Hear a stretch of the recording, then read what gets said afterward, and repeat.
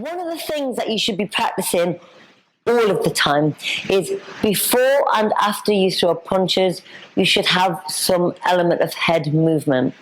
And the reason for this is a moving target is harder to hit. So by slipping or doing some rolling, you're making it harder for your opponent to hit you. So if I'm throwing a jab and I'm moving a little bit like this, even just a small bit, and then I'm jabbing, it's harder to read that I'm about to punch. Also, if I've done my jab, cross it, and I've rolled out underneath, and someone's coming back with a shot, I'm harder to hit. So I'm unpredictable about where my head is going to be. So if I'm like jabbing, crossing, sometimes I'm slipping, jabbing, crossing, sometimes I'm rolling, my opponent's going to be like, where is she going to go next? Her head's moving all the time. I'm finding it really impossible to hit her. And that's what you want with boxing. You want to make yourself a harder target to hit and unpredictable. So you move before you punch because you make yourself unpredictable about what you're going to throw. What am I going to throw here now? Oh, throw across. No, I could throw anything. But that movement here, you could throw down to the body. If you're using rolls, you can punch to the head. With slipping, it just makes you harder to read, so you can throw any punch from the slip. If you're moving your head after you finished your punch, even if it's just a jab, and then getting used to slipping from the jab or jabbing and rolling, you've jabbed someone.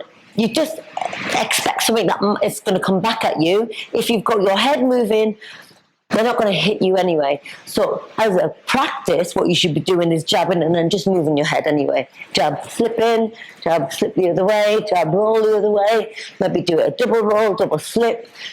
Because if they don't throw a shot back, it doesn't matter. You're looking a bit stylish anyway because you've got a little bit of head movement on.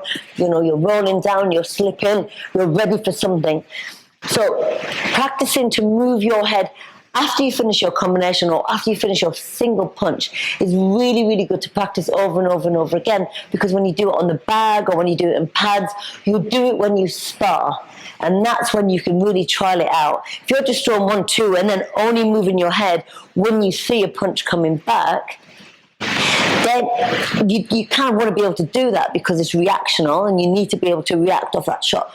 But you should also be in a position that you're just moving your head anyway, because if they do throw something back, then you've moved your head out the way. If they don't, then you've put yourself into a different angle to throw another counter punch anyway. So I could do the jab, cross, and slip down to the side and then go, oh, actually they're really open. I'll turn that into a roll and punch them, or I'll turn that slip and give them a hook or an uppercut, depending on where they're opening. So if I had in my head I was going to throw a jab, cross, and I want to slip, and then I could just sort of assess the situation in front of me and think, what can I throw? Oh, they're coming back with a shot. How can I react to that?